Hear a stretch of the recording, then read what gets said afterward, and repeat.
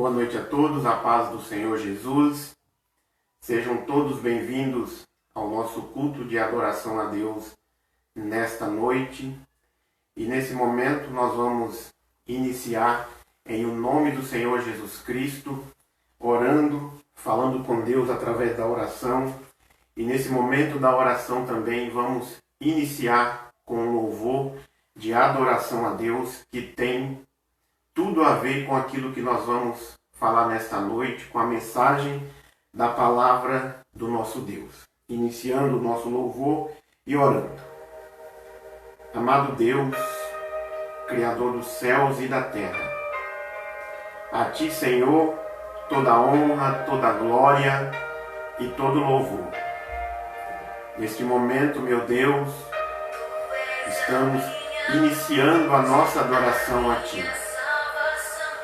Estamos, meu Deus, iniciando o nosso culto a Ti nesta noite, Senhor. Peço, meu Deus, que o Senhor perdoe as minhas falhas, perdoe os meus pecados, que o Senhor tenha misericórdia de cada um de nós.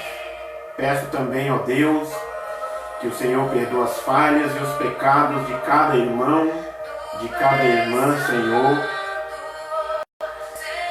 E venha, meu Deus, nesta oportunidade, falar com a Tua igreja, falar com cada irmão, irmã, amigo, amiga, que está nos assistindo neste momento e que vai nos assistir posteriormente, Senhor. Porque em Ti, meu Deus, nós depositamos toda a nossa confiança. Em Ti, meu Deus, nós colocamos a nossa confiança, Senhor. Porque o Senhor está vivo, o Senhor está presente, o Senhor ressuscitou, o Senhor virá buscar a Tua igreja. Por isso, meu Deus, fica conosco, cuida de cada família, cuida de cada filho, de cada pai, de cada mãe, os lares sejam abençoados. Estamos já na noite do segundo dia da semana e eu te peço nesta oportunidade, Senhor, venha ser a nossa luz, porque Tu és a nossa salvação, Senhor. E a Ti, meu Deus, nos rendemos. Por isso, meu Pai, seguro estamos nas Tuas mãos a vencer esta pandemia que tem assolado o mundo, que tem causado choro, que tem causado tristeza, Senhor. Lágrimas têm vertido por cada canto deste mundo, mas a Tua palavra diz que aqueles que confiam em Ti são como os montes de Sião que não se abalam, mas permanecem firmes para sempre. Obrigado, meu Deus. Em nome de Jesus oramos e te agradecemos. Amém.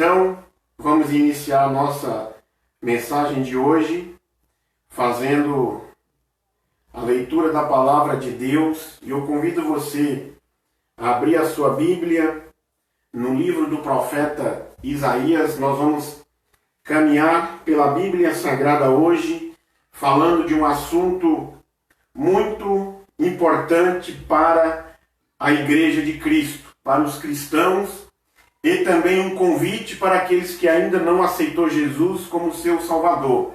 Vamos nesse tempo que passamos juntos, conversar sobre a segunda vinda de Jesus Cristo.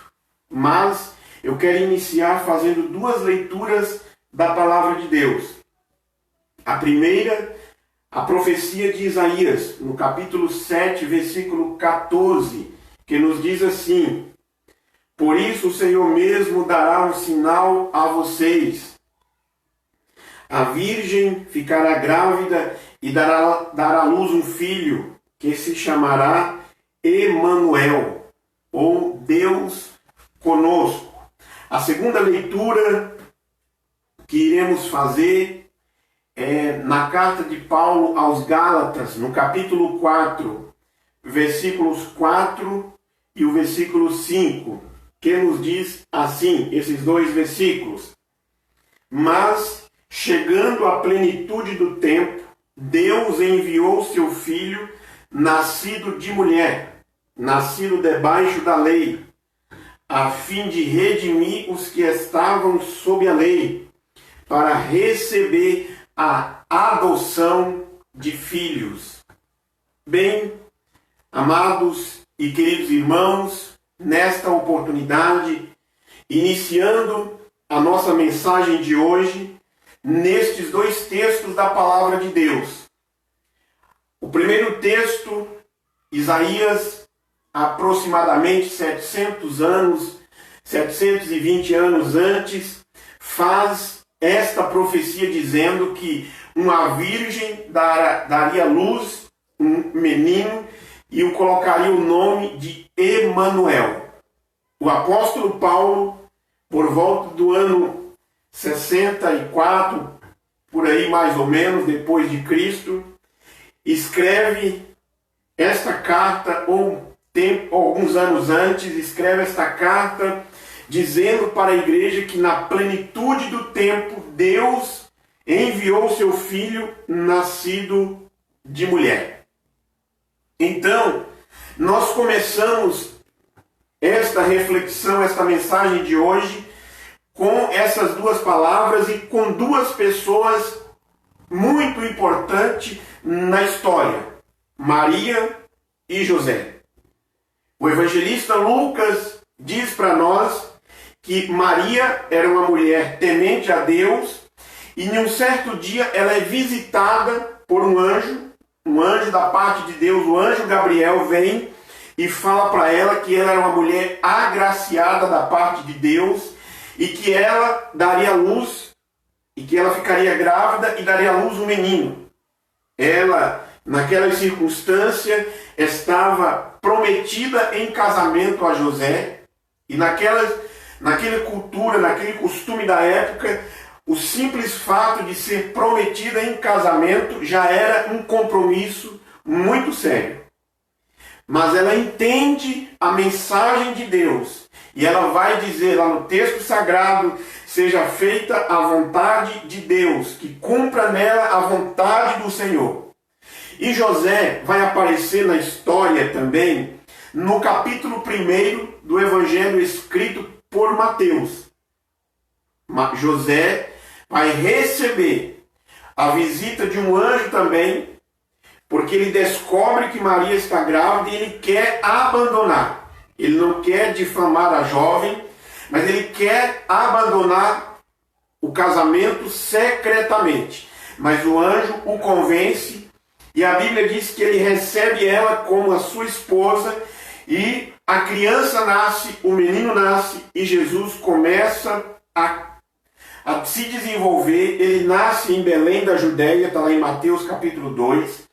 Depois, no capítulo 2, versículo 13 e 14, eles precisam fugir para o Egito porque Herodes o quer matar a criança.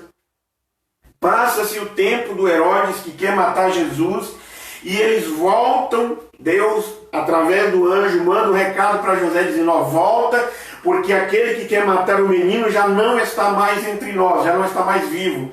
José volta com Maria e seu filho para Israel novamente. Cumpre-se então, mais uma vez, a profecia do profeta Oséias, no capítulo 11, versículo 1, diz que do Egito eu chamei o meu filho. Mas José, temendo a reação do rei, do governador que sucede Herodes, ele temendo voltar para Belém, José vai com Maria morar na região da Galileia, na cidade, mais precisamente na cidade de Nazaré. Então, se cumpre mais uma vez a profecia na pessoa do Senhor Jesus Cristo, porque ele seria chamado Nazareno. Vivendo na Galileia, vivendo na cidade de Nazaré, Jesus Cristo é ensinado os ensinamentos que toda criança judia era ensinada, os ensinamentos da palavra de Deus, mas também ele exerce e ele aprende a profissão do seu pai, que era carpinteiro.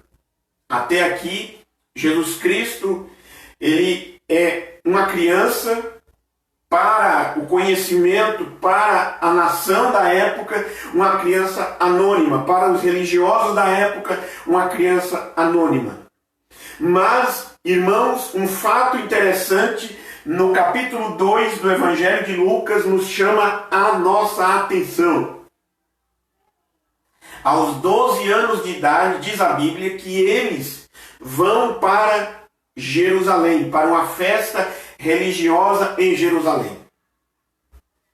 Nesta festa, passa-se os dias de festa na cidade de Jerusalém, e quando aquela família, aquele grupo de pessoas que subiu de Nazaré para Jerusalém, está retornando, Jesus fica em Jerusalém, no meio dos doutores, perguntando, respondendo, confundindo a todos com toda a sabedoria, porque ele é o Filho do Deus vivo. Maria o encontra e o questiona o que ele estava fazendo, e ele responde dizendo: eu devo estar fazendo as coisas que meu pai o designou para fazer. Mas eles voltam. Jesus fica, a Bíblia não nos traz detalhes mais da vida de Jesus dos 12 anos, e ele volta a aparecer no cenário novamente, sendo batizado por João Batista no Rio Jordão. Mateus, no capítulo 2, versículo 13 ao 17, relata isso para nós. João é o precursor, é aquele que está preparando o caminho para o Messias passar, e João começa a pregar uma mensagem de arrependimento, convidando as pessoas a se arrepender. E no meio desse cenário, onde João está batizando ali no Rio Jordão, de repente João levanta as suas vistas e vê um homem diferente se aproximando. Este homem era Jesus Cristo. E lá no capítulo 1 do Evangelho de João, João Batista faz a seguinte colocação: eis o Cordeiro de Deus que tira o pecado do mundo. Quando Jesus chega na água para ser batizado, João questiona, dizendo: eu que mereço ir até você, e você vem a mim. Aí Jesus responde para ele: permita para que a Escritura se cumpra. Jesus é batizado, sai da água, o Espírito Santo desce sobre ele, uma voz vem do céu e diz: este é meu Filho amado, em quem tenho um prazer. Jesus sai da água, é levado para o deserto, passa-se 40 dias e 40 noites jejuando. No final dos 40 dias, a Bíblia diz que ele teve fome, e ele é tentado pelo tentador. Ele vence as propostas tentadoras do maligno. Ele vence todas elas. E ele sai do deserto e vai e inicia oficialmente o seu ministério de aproximadamente 3 anos e meio de intenso ensino, milagres, curas, repreensão, pessoas o cercando, pessoas o querendo pegar ele em algumas palavras. Seu ministério, no final dos 3 anos, chega ao fim. Ele dá certeza de que é o Filho de Deus. Ele dá certeza de que é o Salvador. Jesus Cristo, por algumas vezes, ele o adverte os seus discípulos, dizendo: Eu vou para Jerusalém, você entregue nas mãos dos pecadores e você crucificado, e no terceiro dia eu vou ressuscitar. Chega um determinado dia. Na última semana, Jesus está no jardim do Getsemane, orando. Ele chama os seus discípulos, 3 deles, e leva para um momento íntimo de intensa oração. Nesta noite, Judas já estava decidido a entregar Jesus. E a Bíblia diz para nós que Judas vende Jesus Cristo por 30 moedas de pratas. E ele vai dar a senha, vai dar o sinal de quem que era Jesus Cristo, que onde Jesus Cristo estaria. E Jesus está no Getsemane. E nesta noite ali no Getsemane, amados irmãos, o evangelista Lucas diz para nós que ali, em intensa agonia, ele ora. Ele fala com o Pai. Ele diz: Senhor, se for possível, passa de mim este cálice. Se não, seja feita a tua vontade e não a minha. Ali no Getsemane, ele ora intensamente. Os discípulos que vão junto com ele não conseguem ficar orando tempo com ele, vigiando como ele ordena, dormem de cansaço. E naquela circunstância, Lucas vai trazer uma palavra para nós, dizendo que a agonia que ele estava vivendo era intensa, que ele começa a suar gotas de sangue. Nesse meio termo de agonia, Judas o chega com os soldados para o prender, e ele dá um beijo dizendo para os que o iriam prender: é este, pode prender. Jesus é preso. Os discípulos que estavam ali presentes têm uma reação da parte de Pedro, os demais fogem. A reação de Pedro é puxar uma espada de um soldado e tentar cortar o pescoço, mas ele acerta a orelha de um dos servos do sumo sacerdote. E Jesus Cristo pega aquela orelha cortada e coloca no lugar e diz para Pedro: coloque a sua espada na bainha. Jesus é levado. Nessa mesma noite, Jesus é acusado, ele foi preso no Getsemane, ele é acusado, ele foi julgado, e ele recebe a sentença. A sentença que Jesus recebeu foi ser crucificado. Um dos meios mais atrozes de sofrimento para a execução de uma pessoa. E Jesus Cristo vai para a cruz. Executado. Ele carrega a sua cruz pelas ruas apinhadas de Jerusalém, debaixo de gritos, de chicote, de cusparadas, de empurrões. Ele é levado para o Calvário. E ali ele é colocado na cruz. Ele é pregado na cruz. As suas mãos e os seus pés é pregado na cruz.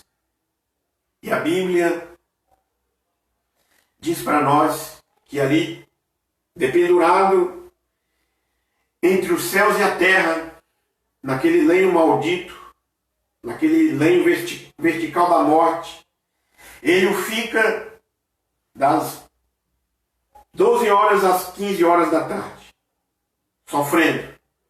Ele fala algumas palavras na cruz, ele fala: Pai, perdoa eles porque não sabem o que faz. Ele pede água, ele diz para Maria: olha, está aqui o teu filho. Ele diz para João, que chegou ali próximo: está aqui a tua mãe, cuide dela. E a última palavra que Jesus Cristo fala na cruz naquele dia é: está consumado. E nesse momento ele rende o Espírito, ele entrega o seu Espírito e morre. Louvado seja Deus. O inferno faz festa dizendo: nós vencemos. Ele foi pregado na cruz, ele morreu. Mas, naquele mesmo dia, a Bíblia diz para nós que ele é sepultado antes do pôr do sol, passando assim 3 dias e 3 noites no seio da terra, cumprindo a palavra que ele tinha dito. Está lá no capítulo 12, versículo 39 e 40 do Evangelho de Mateus. Ele diz, da mesma forma que Jonas passou 3 dias e 3 noites no seio do grande peixe, importa que o Filho do Homem também passe 3 dias e 3 noites no seio da terra. Jesus está sepultado. Ele foi preso, acusado, julgado, condenado, executado, morreu, a pena foi a morte, ele foi sepultado. Mas a grande notícia, a grande informação que eu tenho para você nesta noite é: depois dos 3 dias e das 3 noites, ele ressuscita. A porta da sepultura se abre, onde ele foi colocado. E ali, ele ressuscita glorioso e vitorioso sobre a morte. Jesus Cristo é a primícia dos que dormem. A ressurreição.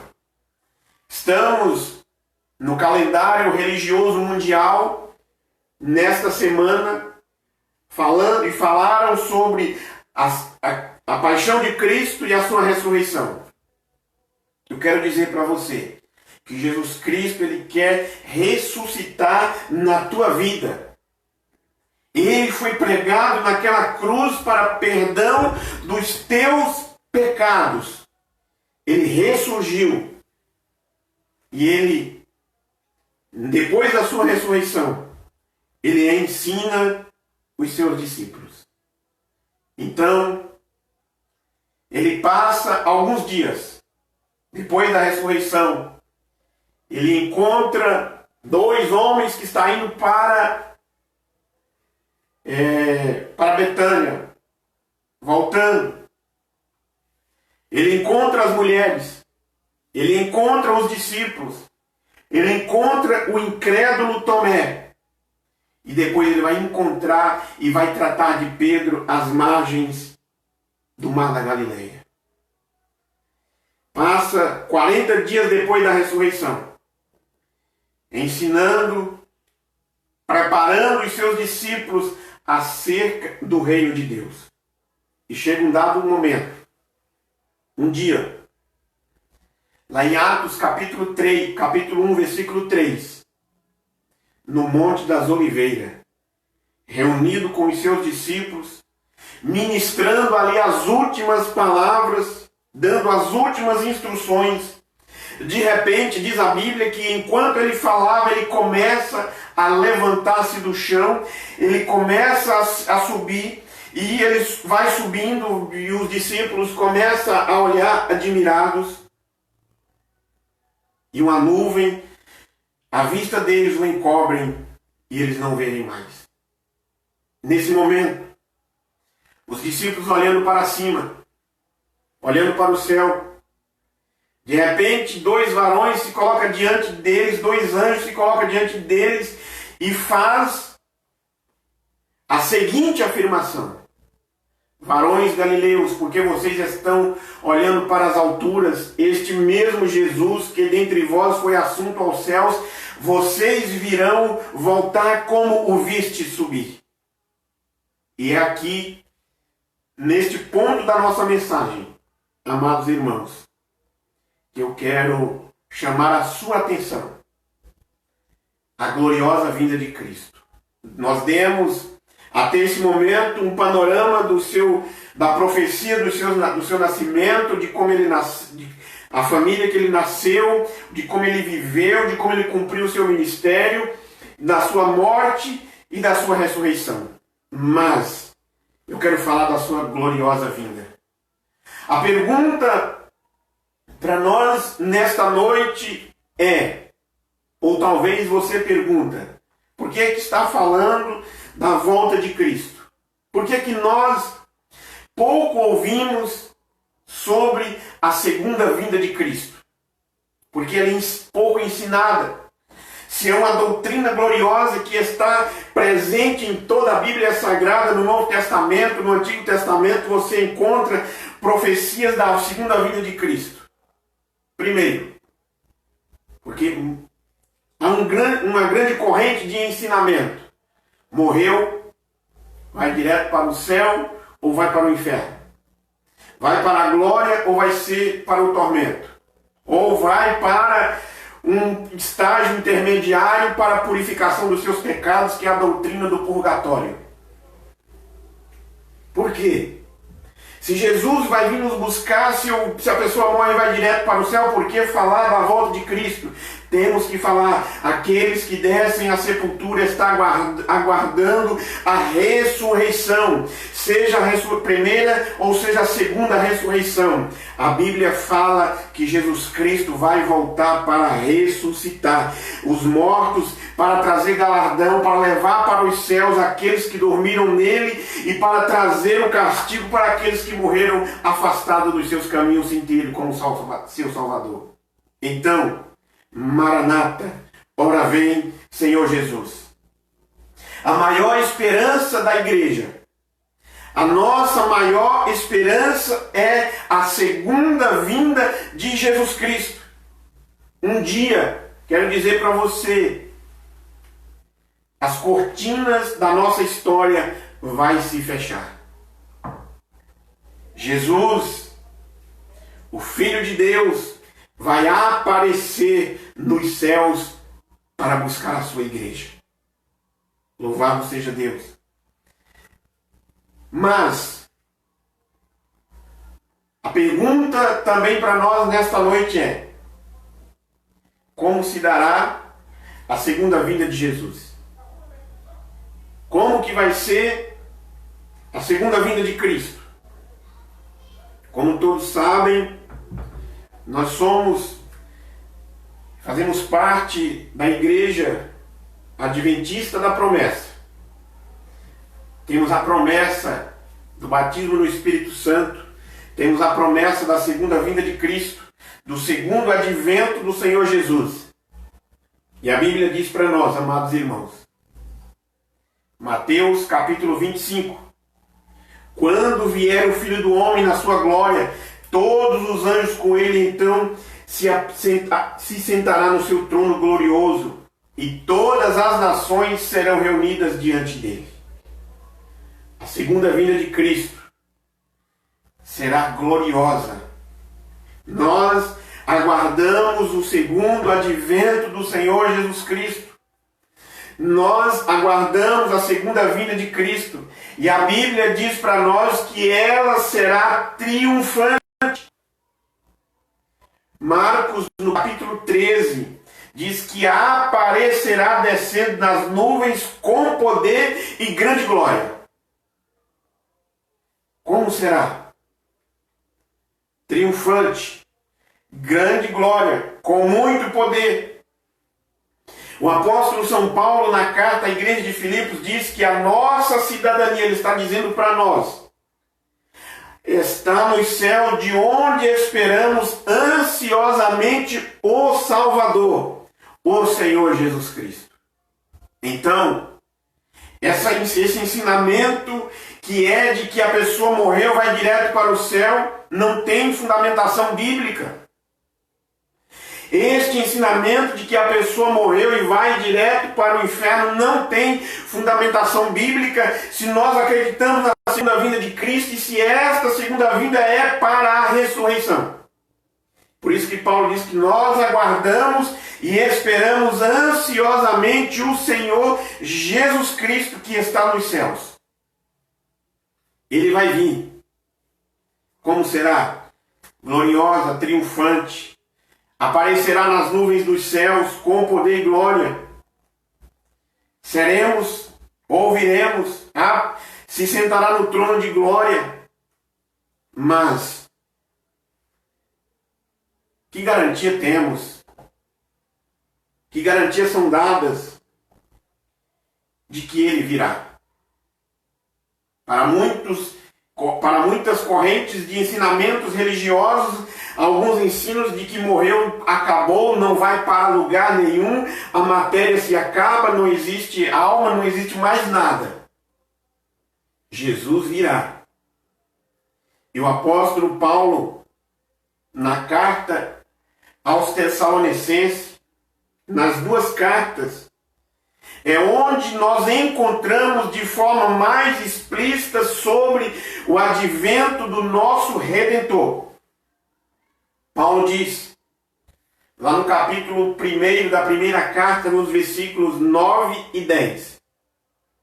Deixando os ídolos a fim de servir ao Deus vivo e verdadeiro. Tem que deixar de servir aos ídolos para servir ao Deus verdadeiro.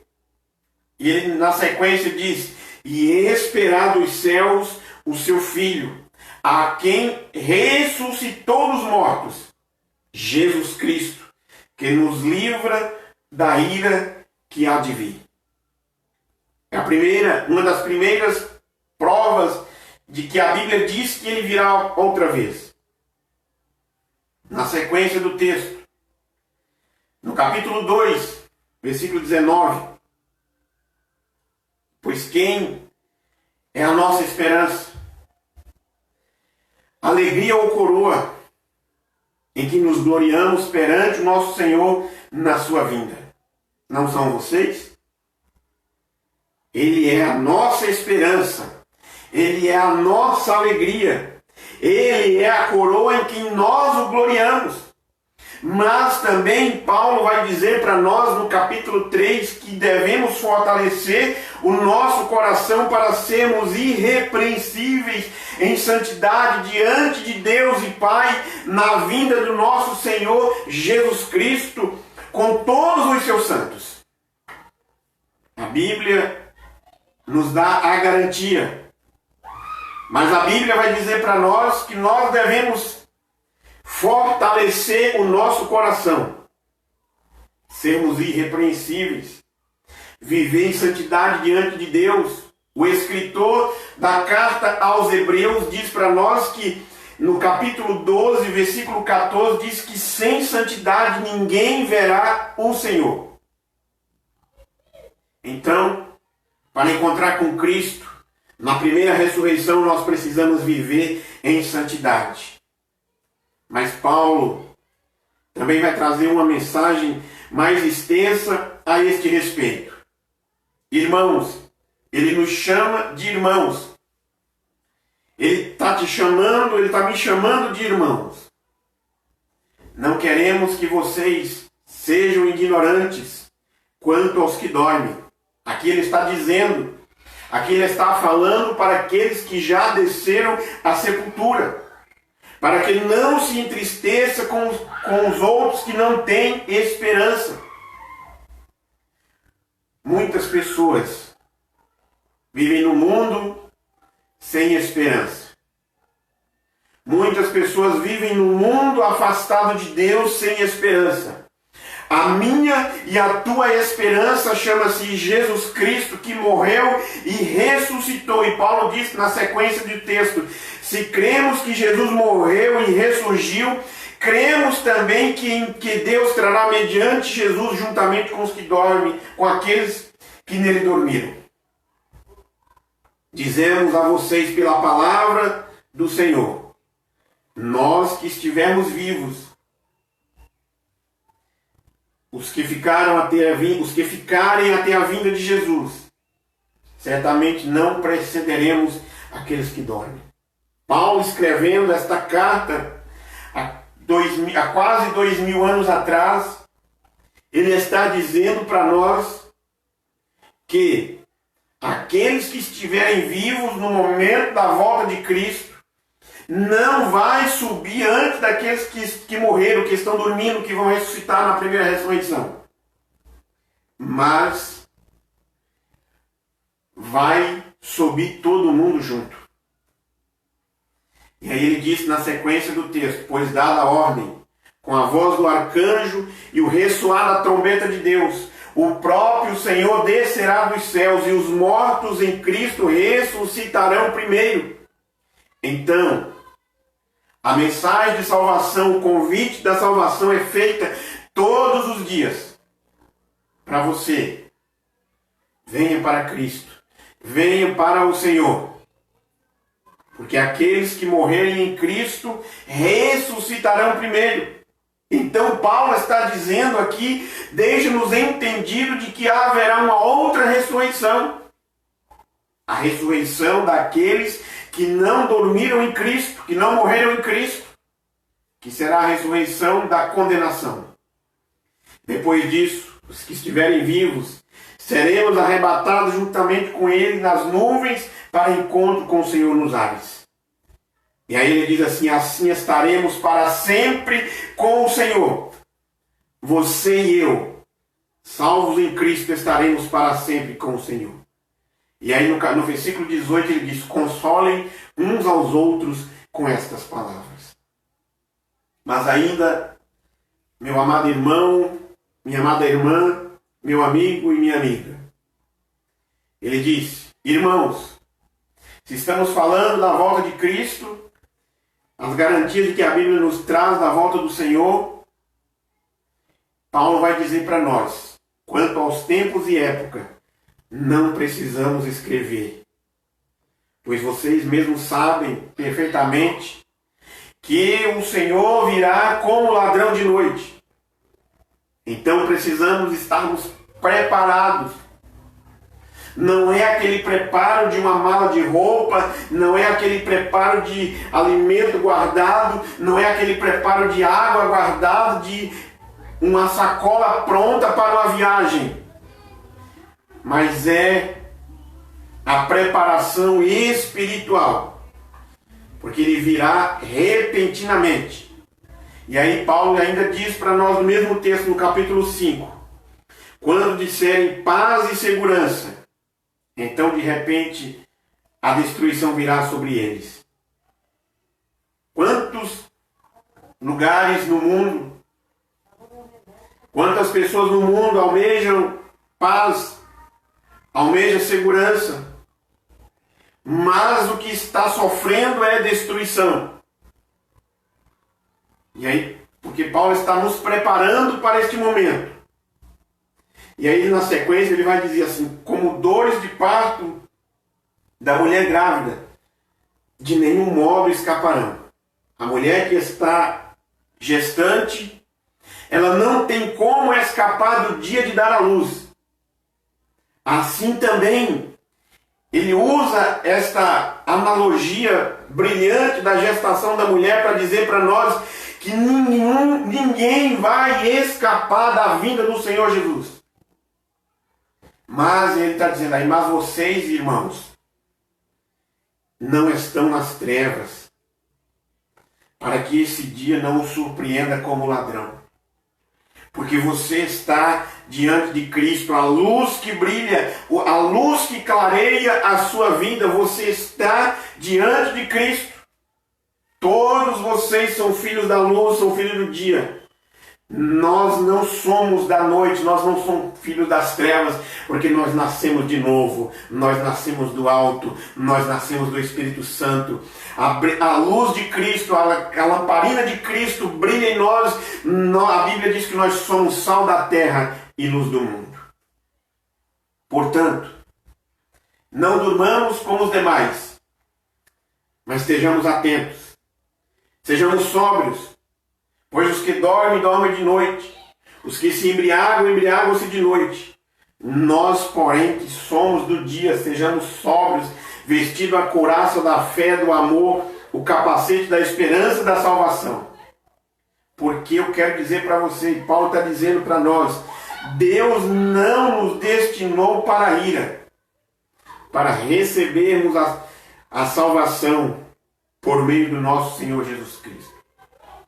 Ele morreu por nós para que estejamos acordados, que dormindo, vivamos unidos com Ele. Por isso, exortem-se, edifiquem-se uns aos outros, como de fato vocês estão fazendo. Você ainda espera a segunda vinda de Cristo? Você tem esperado que o Senhor vai vir te buscar? Você espera de que o Senhor vai ressuscitar o teu irmão, a tua irmã que desceu à sepultura e está aguardando a ressurreição? Você espera não mais estar sofrendo? Então continue esperando, continue firme. Mas há uma outra pergunta que nos é feita, que é questionado para nós: é possível saber quando será o advento do Senhor? Os discípulos de Jesus fez esta pergunta para ele. Lá em Atos capítulo 1, versículo 6, a parte B do versículo diz: Senhor, restaurarás tu nesse tempo o reino a Israel? A resposta de Jesus Cristo foi simples: não vos compete conhecer tempos ou época que o Pai reservou pela sua exclusiva autoridade. Mas aí Jesus responde para os discípulos e traz uma missão para eles. Mas recebereis poder ao descer sobre vós o Espírito Santo, e vocês vão ser minhas testemunhas por toda a Judéia, Samaria e até os confins da terra. Então, aqueles homens que estavam preocupados com a restauração do reino a Israel, mas Jesus não estava falando de um reino terreno, Jesus estava falando de um reino espiritual. Os apóstolos, naquela pergunta, revela a curiosidade de muitas pessoas em relação ao futuro. Mas o futuro, o momento da segunda vinda de Cristo, pertence exclusivamente a Deus. Eu não tenho a resposta, mas eu tenho que estar preparado. Eu não sei o dia, mas eu tenho que estar preparado. Eu não sei a hora, mas eu tenho que estar preparado para encontrar, porque o futuro, este momento, pertence exclusivamente a Deus. A volta de Cristo, irmãos, jamais deve ser objeto de dúvida. E aí eu te faço uma pergunta: quantos anos você aceitou Jesus Cristo? Há quantos anos? Há 1 ano? Há 2 anos? Você nasceu e cresceu na igreja? Você nasceu e cresceu servindo a Cristo? Já há 20, 30, 40, 50, 60, 70 anos, 90, seja a quantidade de anos que for, você tem servido a Cristo, e há todos esses anos, você um dia ou outro ouve a mensagem: Jesus Cristo vai voltar. Você não pode ter dúvida, porque Ele é fiel o que prometeu. Se naquele dia, ali no Monte das Oliveiras, quando os discípulos, olhando para os céus, é interpelado pelos anjos que diz assim: este mesmo Jesus que vocês viram subindo, vocês vão ver Ele voltar. Ele vai voltar. Jesus Cristo não falou de dia, não falou da hora, mas Ele deu-nos alguns sinais. Jesus falou dos sinais da sua vinda, mas Ele não disse de data.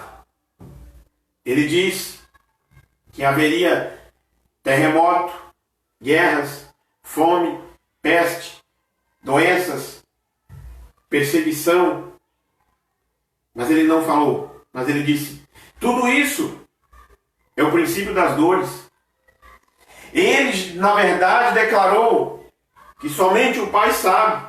Ele disse: mas a respeito daquele dia e hora ninguém sabe, nem os anjos do céu, nem o Filho, senão o Pai. E Ele disse ainda para nós que ocorrerá em momento repentino. A hora, irmãos, em que não cuideis, o Filho do Homem virá. A Bíblia diz, no Evangelho de Mateus: quando for pregado o Evangelho do Reino por todo mundo, virá o fim. Jesus vai vir. Não fique na dúvida. Não abandone a fé dizendo: o Senhor está tardando, o Senhor está demorando. Não abandone a fé. Continue crendo. Continue firme, porque o Senhor virá. Ele vai vir. Ele vai vir. Mas ainda nos cabe uma outra pergunta: de que maneira Jesus voltará? Jesus disse que será visível. Assim como o relâmpago sai do Oriente e se mostra no Ocidente. Ele está afirmando para nós que a sua vinda será percebida universalmente. Todos os povos da terra verão o Filho do Homem descendo nas nuvens. Está lá em Mateus capítulo 24. Esse Jesus que estavam com vocês e que foi levado para os céus virá do mesmo modo como vocês viram subir. Ele vai voltar de forma visível. Todo olho vai ver o Senhor voltar. Mas nem todos vão subir. Mais à frente eu vou falar um pouco sobre isso. Será visível, o retorno do Senhor será pessoal, será visível, todo olho vai ver. E o velho apóstolo Paulo, inspirado pelo Espírito Santo, ele declara que regressará de forma pessoal e ruidosa. Vai ter um barulho muito forte. Diz a Bíblia, porquanto o Senhor mesmo, dada a sua palavra de ordem, ouvida a voz do arcanjo e ressoada a trombeta de Deus, descerá dos céus. Essa trombeta vai tocar. O barulho vai ser muito forte. E ele vai descer. O escritor dos Hebreus, por sua vez, destaca que Cristo aparecerá outra vez aos que o aguardam para a salvação. O apóstolo João também explicou esse acontecimento maravilhoso da seguinte forma: eis que vem nas nuvens e todo olho verá, até os que transpassaram. E todas as tribos da terra se lamentarão sobre ele. Então, não vai escapar ninguém. Aqueles que estão servindo a Cristo hoje e que no dia da vinda dele está esperando a sepultura, vai ressuscitar para subir, vai ver. Aquele que não estiver servindo a Cristo e que estiver vivo vai ver também, mas não vai ter mais tempo, porque a Bíblia diz que até quantos o transpassaram será um dia glorioso e maravilhoso.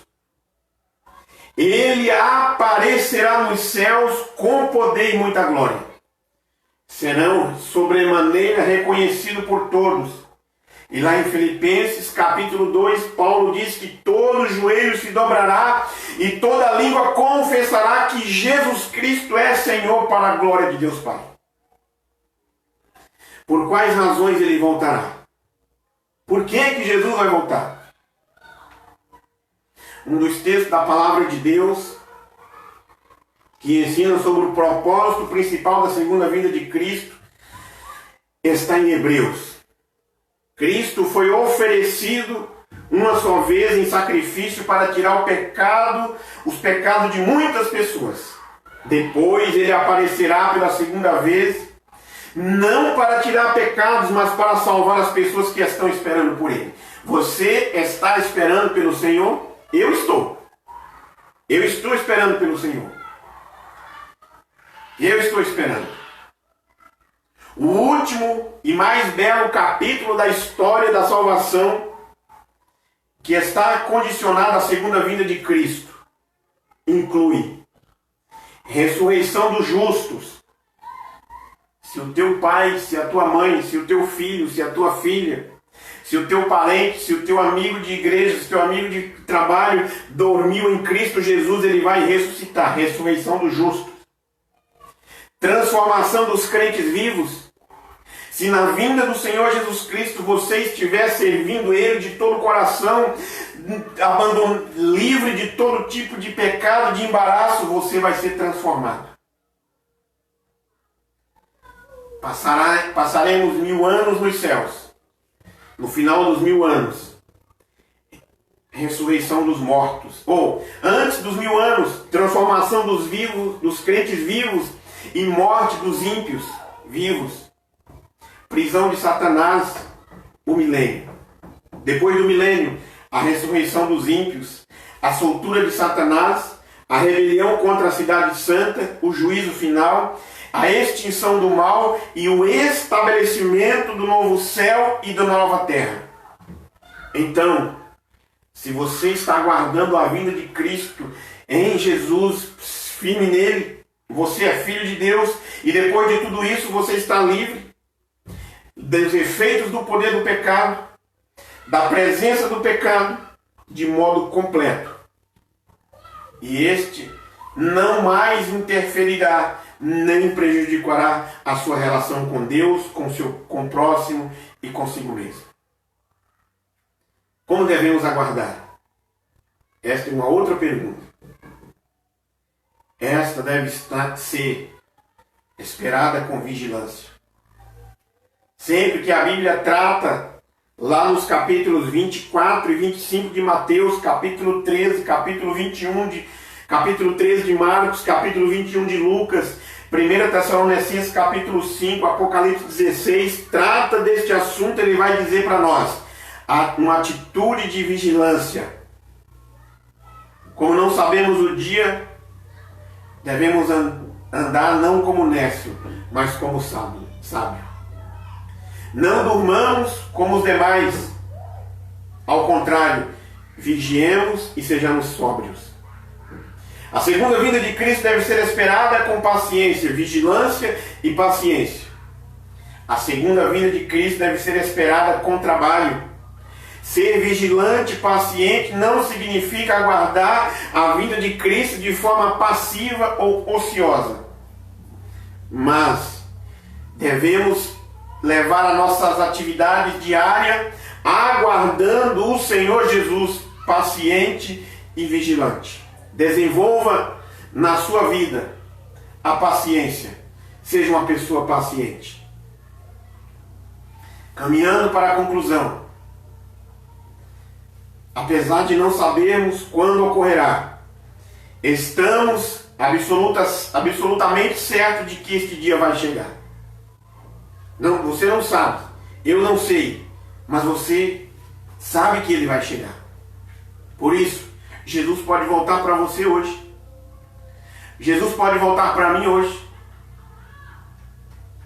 Entendeu? Aguardemos com convicção. Porque ainda não se manifestou o que havemos de ser, mas sabemos quando ele se manifestar, nós seremos semelhante a ele. Este corpo frágil vai se revestir de um corpo revestido de poder, um corpo glorioso. Este corpo mortal vai se revestir de imortalidade. Este corpo corruptível vai se vestir de incorruptibilidade, diz o apóstolo Paulo na carta aos Coríntios, 1 aos Coríntios no capítulo 15. Aguardemos a volta de Cristo com todo o anseio.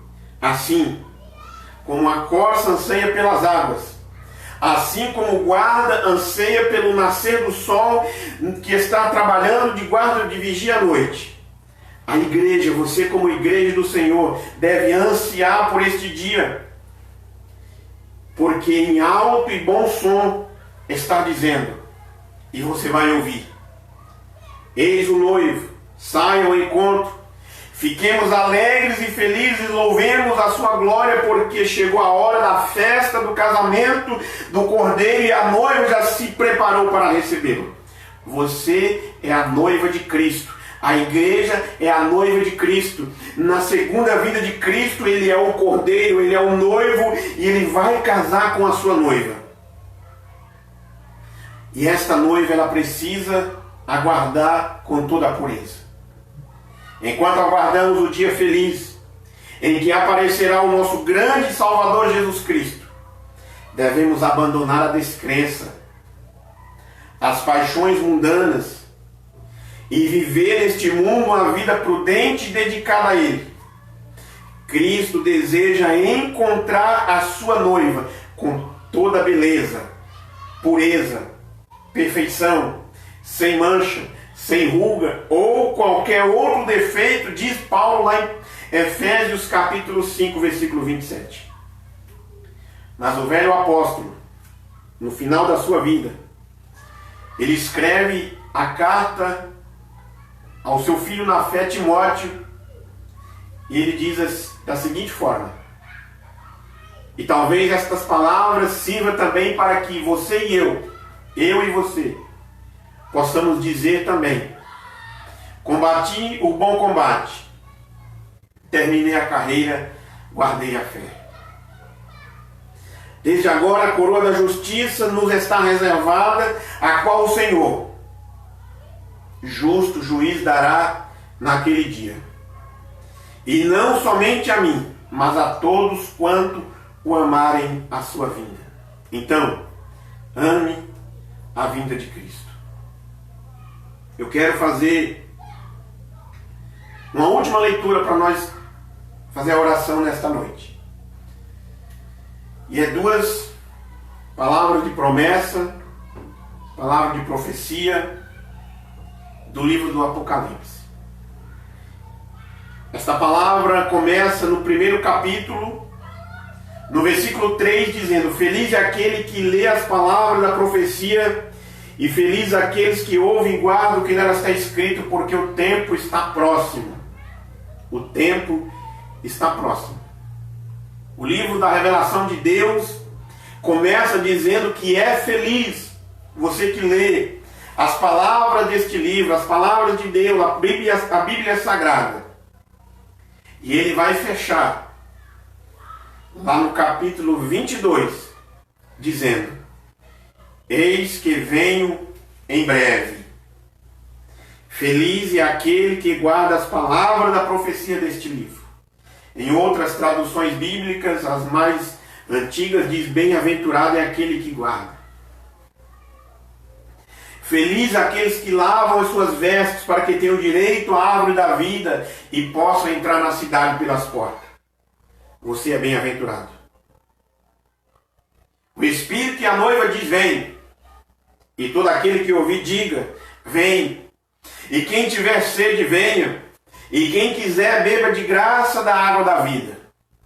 Declaro a todos que ouvem as palavras da profecia deste livro: se alguém lhes acrescentar algo, Deus lhe acrescentará as pragas descritas neste livro.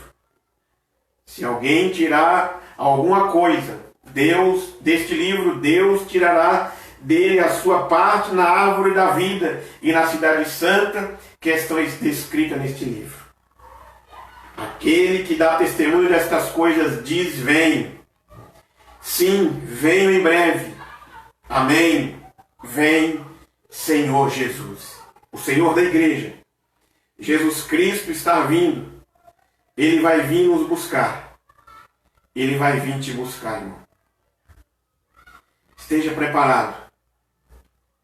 Esteja preparada. E nesse momento nós vamos orar. Chegamos ao fim. Jesus vai vir te buscar. Por isso nós devemos cantar, nós devemos orar: Maranata, ora vem, Senhor Jesus. Quando o céu se abrir, o Filho do Homem descer para buscar a sua igreja, Ele quer te levar. Ele quer levar você para morar eternamente com Ele. Então, nesse momento, feche os teus olhos aí onde você estiver. Juntamente com a sua família, reúne os seus filhos, os que estiver próximo de você, e fale com Deus em oração. Amado Deus, nós te adoramos e te bendizemos.